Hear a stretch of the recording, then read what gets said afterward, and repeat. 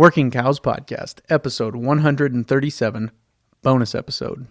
Welcome to the podcast that gives producers a platform to discuss and share paradigm-challenging practices. Practices that have increased the effectiveness of their operation and the joy that their families have received from this lifestyle.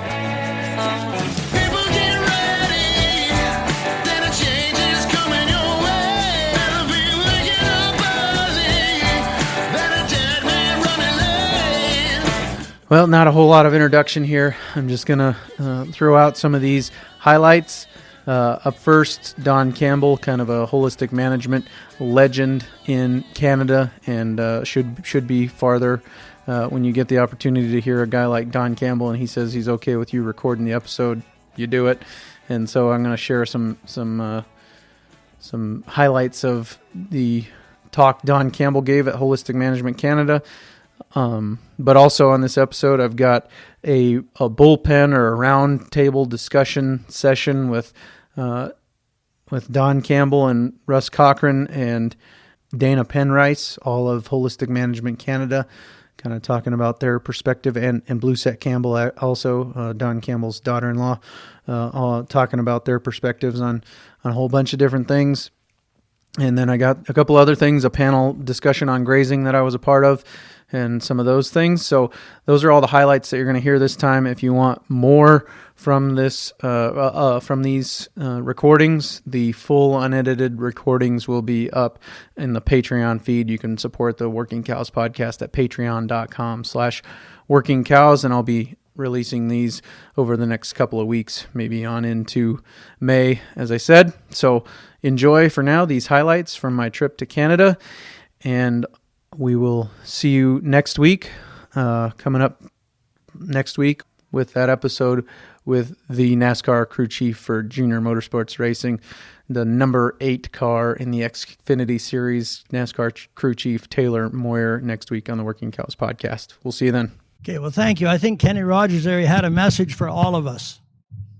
And if we thought like that little boy, we would be successful.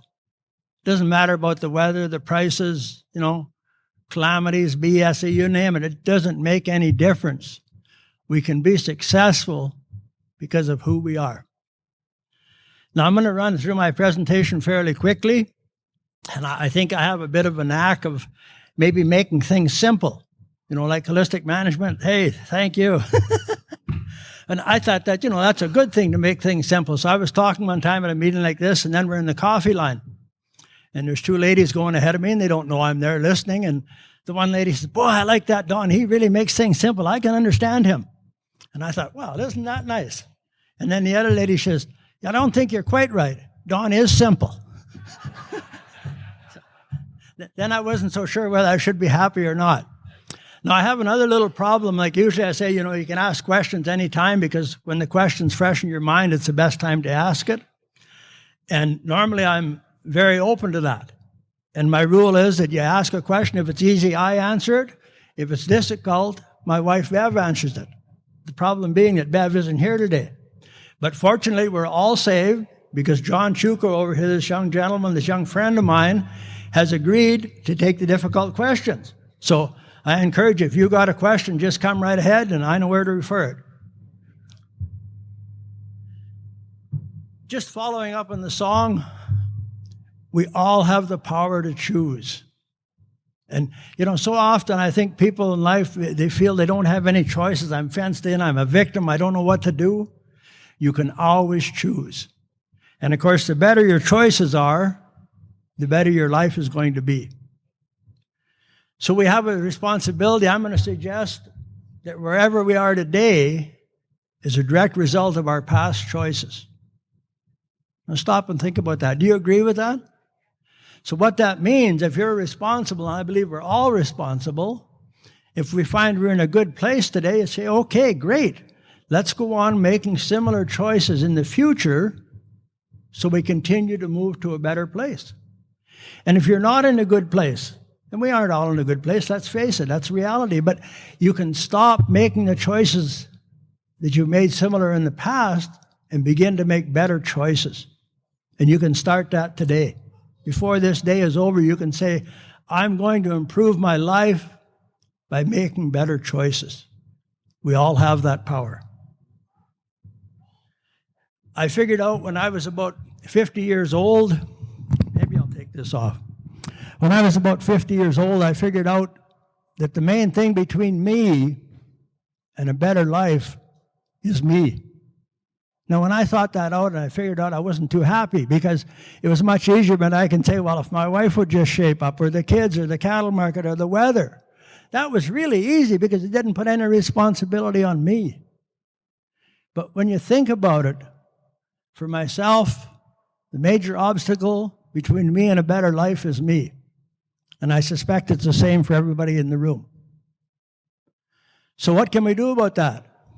Well, my suggestion is lifelong learning and personal growth. That's the best way to overcome that obstacle. It may be the only way to overcome that obstacle. And a large part of holistic management is to become a lifelong learner. I can honestly say to you, and some of you know you, actually quite a few of you know me fairly well, I'm better than I used to be, but I'm not as good as I'm going to be. Now, I need to add the line on the bottom there. It says, I'm not talking about how good I am, only better than I used to be. And this time next year, I'm going to be a better person than I am today. And that's going to contribute to my success. As I become a better person, I make better decisions. That's pretty natural. As I make better decisions, I enjoy more success. It's really that simple. And when you change, like you can't change your spouse or your family or your business partner or whoever, but you can change yourself.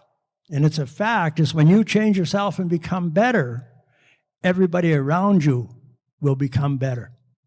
And when you waste your time saying, if only my wife would shape up, she doesn't shape up and you don't shape up and things get worse for both of you. It's something to think about. So you put that on kind of a graph. There's a continuum. Learning and growth as an individual, a better me, better decisions, more success. And you just keep going around and around. And I don't mean to brag in any way, but I can see clearly in my life I've been doing that for the last 25 years. I've picked out people, I've learned things, got a better me, got a better decision, got a better result. So I got 4 or 5 suggestions. If you want to be more successful in life, here's things you might do. Number 1, believe in yourself. Henry Ford said, if you think you can, or you think you can't, you're right. And I would agree with Henry. So much of life is a self-fulfilling prophecy. Now, this idea of believing in yourself, the easiest place to get it is from your family of origin. And those of us who got it there were very fortunate. If in your situation you didn't, you can make up for that deficiency by some other method. But you need to believe in yourself. And I want to share a little story. Like when I was beginning in holistic management about 1985, my dad owned all the ranch and I was kind of running it. And I wanted to make, like pretty drastic changes. Like, let's quit haying. We've only been haying 40 years. Why are we haying? Let's quit. Let's sell all our cows and buy some yearlings. Let's take out a big bank loan over $1 million. And I went to my dad and I said, I want to make some changes. What do you think? You know what he told me? He said, do what you think is best. I believe in you. Now, what do you think that did for my self-confidence? And when Bluesette was up here today, she was, talking about the ranch and stuff. And I'm at the stage now where I have no ownership in the business. I have no responsibilities. I'm the hired man, and I work when I feel like it. It works really well. And when my children come to me for advice, the biggest advice I give them is what my dad gave me. Do what you think is best. I believe in you. And I don't know what's best for them because they're living at a different time and a different stage. They can figure it out. And I trust them totally. Second thing, believe in your spouse. And this man that made this quote is Gary Greger. And he's famous because he was the motivational guy on the Saskatchewan Roughriders when they won the Grey Cup in '98 or somewhere back there. And they don't win it very often. But anyway, Gary said, you never achieve more than your significant other believes you can. And I think that's true. And I would encourage everybody in the crowd, including myself, to go home and strengthen your relationships. Strengthen your marriage, strengthen your family relationships, because together you can do so much more than you can ever do alone. And it's going to be a bit repetition, but I want to pay tribute to Bev. That's my wife. A lot of you know her. And I wouldn't be the success I am without her love and support.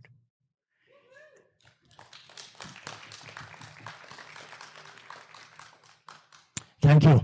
And like Bev and I hope, like every other couple, we disagree about a lot of small things, and we can have some, arguments and fights, whatever you want to call it. But when it gets down to the big things, when I told Bev I want to sell the cow herd, I want to do this or I want to do that, she basically said what my dad said: do what you think is best. I believe in you. The third thing, find and follow good role models. Like, I've known lots of people in my life who are way more capable than I was at any number of things. And when I was about 50, I thought, well, those guys are really successful, they're really smart, they're really good. Why don't I go and learn from them? And I spent a couple of years where I had mentors. And I would phone these people up and I'd say, I'd already knew them a little bit. I said, can I come and visit with you and just spend a day? I want to see how you think, how you work, what you do. And the surprising thing, they all said yes. Come and do it. I went to one of my mentors, was in Calgary, about 8-hour trip from Meadow Lake. And I spent time with him. And what happened is my growth as an individual just rocketed. And as my growth rocketed, my success did the same thing. And those people that I went to are still dear friends of mine today. And I feel like tremendously successful, but I'm smart enough to know that most of my success is not due to me.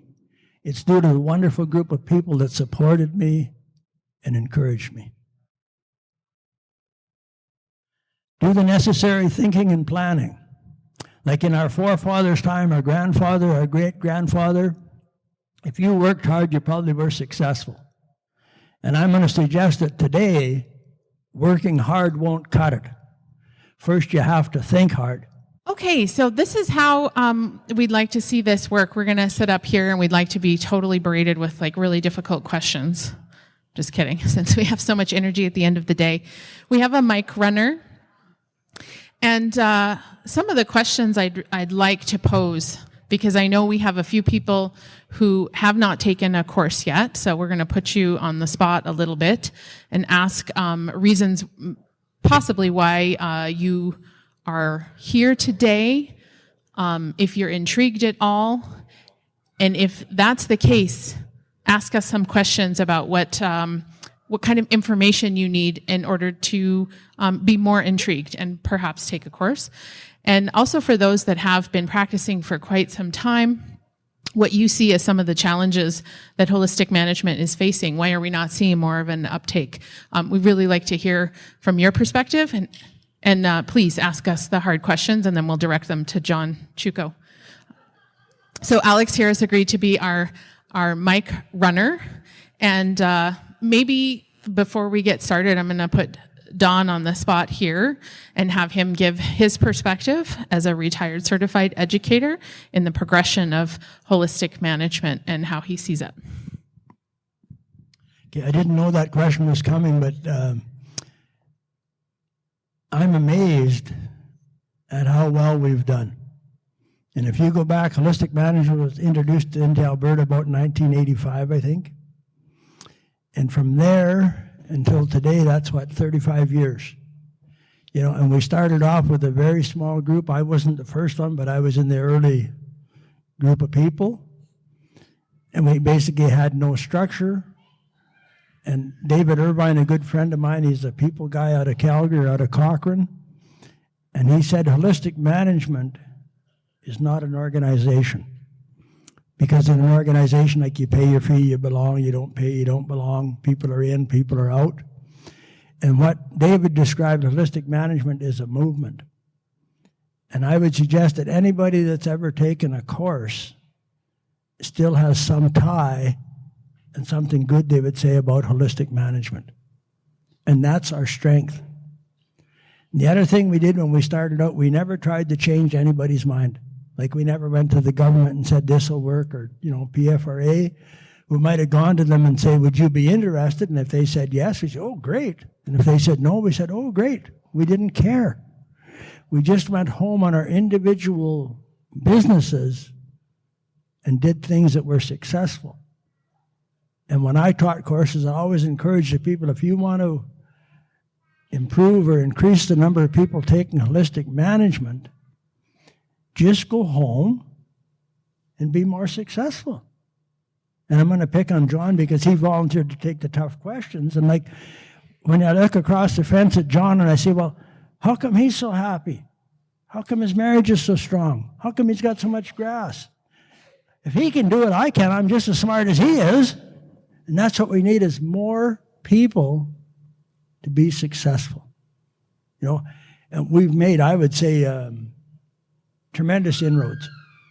And we're growing all the time, and we're going to grow faster because conventional agriculture is not doing that well. And we've got a real answer. We've got real solutions. We know how to do it. And one of the big things that we might come up with, I think like carbon's a big thing. We know how to sequester carbon. If we could ever get paid for it, we could make more money sequestering carbon than we could growing cattle. But we still need the cattle to keep the land healthy. So I'm wildly optimistic. And I remember I said that one time in a talk. This lady came up after the course at noon or coffee break, and she said, oh, must be nice to be mildly optimistic. And I said, no, you didn't understand. I said, wildly optimistic. Okay, I asked Ralph if he would answer the same question. I wasn't listening to the question. No. I guess when I got into holistic management because my daughter took a course from Don, and she told me that this is a pretty interesting concept. We should try and get into it. So she told me a few things about it, and I says, man, that does sound really good. So I took a course that next spring with Don and Bev, and then I had the opportunity to become educators, and I said, if I can take the educator course and teach as many people what I got taught, and so their ranch could become turned around with on a 360 or a 180 or whatever them degrees are, and be as profitable and people was so much healthier. I've got to get this word out as much as I possibly can. And I think right now teaching courses, I guess when we took the course too again, we were to the point of we had a whole bunch of worn out machinery and we wanted to change, and we didn't know how we could change without taking the course. Once we took the course, it was a simple adding and subtracting. So that's what I want to pass on to as many people as I possibly can. This year, I set out a course someplace, and the names just keep coming in. So I think the tip of the iceberg is people are really interested in what holistic management is. And again, we have a lot of young people taking the courses now, or in my situation, and which is, we don't have the answers of how you're going to, after you write the big check for the land, but we do if you follow the 4 key insights from Alan Savory and the 5 principles in the cover crop grazing. It's all possible. But holistic management is pretty fun. Is that the question? Yeah. Right. Thanks. Thanks, Ralph. I've had the privilege of going down to the Holistic Management International Conference in Albuquerque, New Mexico, which if you ever get the chance to go to it, it's really great. They host it with Quivira Coalition and the American Grass-Fed Beef Association, and it's called Regenerate. It's just an amazing conference. And I also got to go and spend some time taking a 10-day holistic management course with the Savory Institute in Colorado over the past year. And I think one of the things that's really amazing is how the world is really looking to Canada as leaders in holistic management. And I think that has a lot to do with our educators, and the work that they've done over the past 30 years. And they're really impressed with the way that Canada has been able to,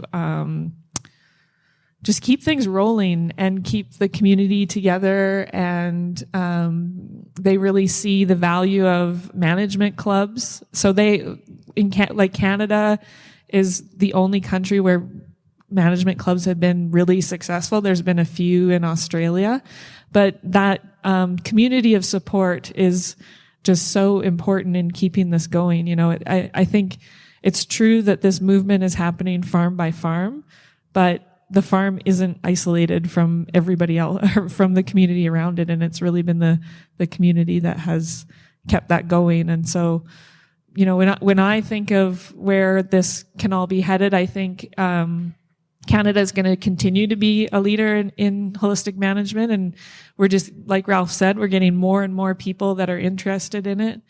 One of the things I wanted to share is that there's some movement in Canada with the Savory Institute. So as people know, there's kind of now Holistic Management International and the Savory Institute, and both organizations are doing really great work and are both headed in the same direction.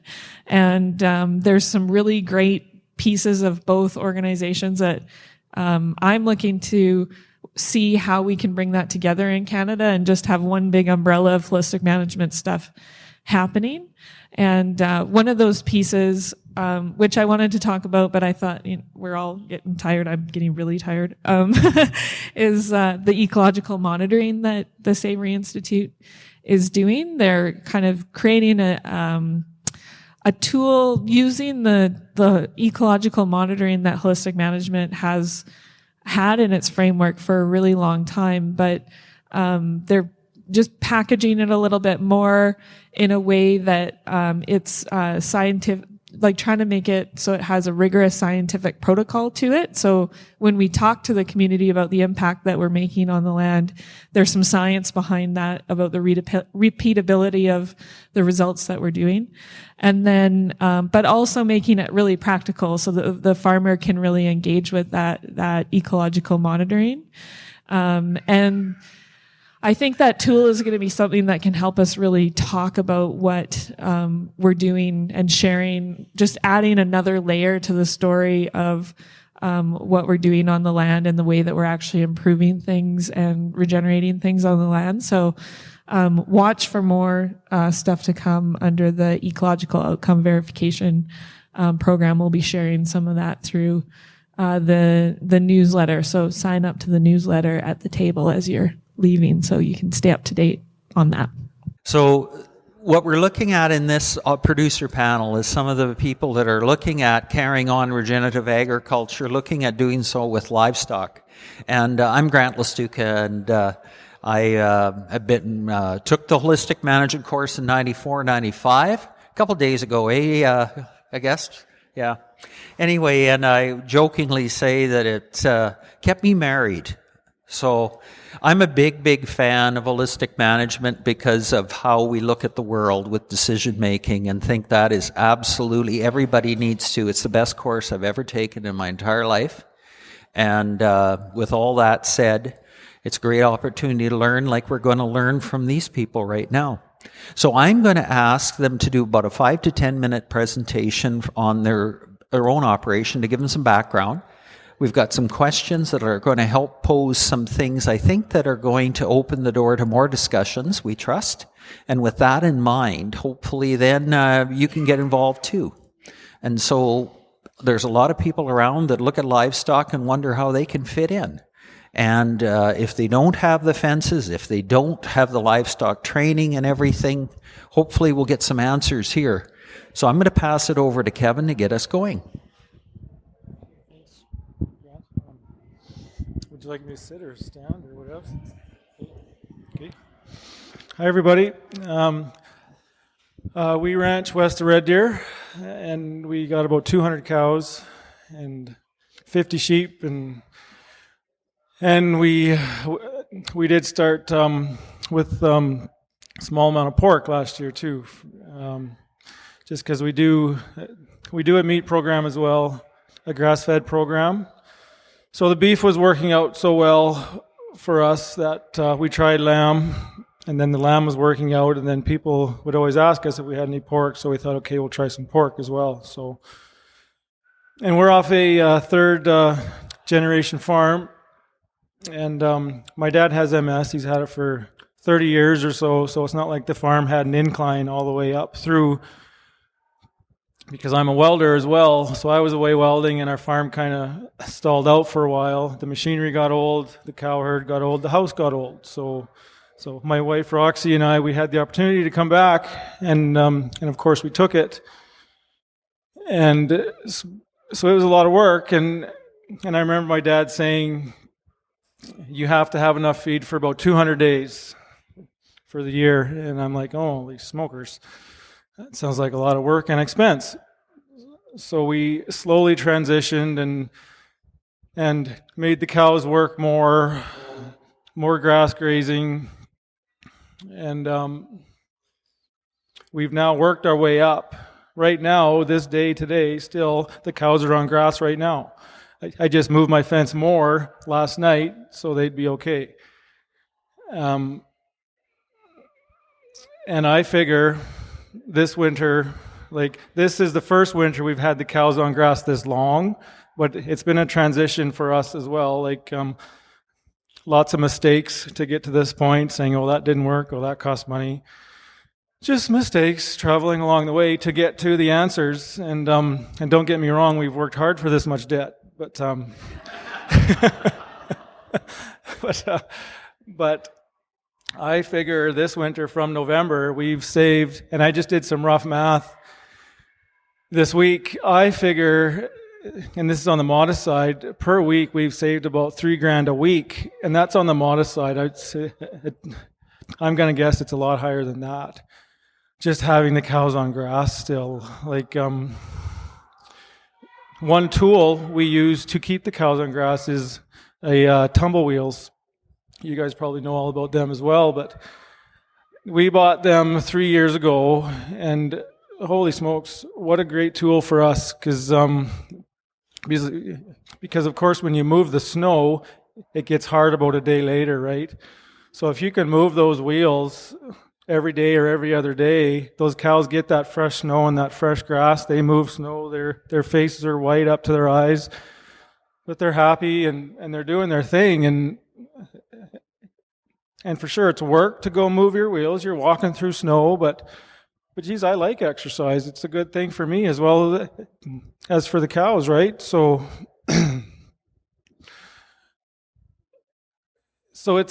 it's been a long transition, and then we like to try and work with nature as well to make a living, not destroy her while making a living type of thing.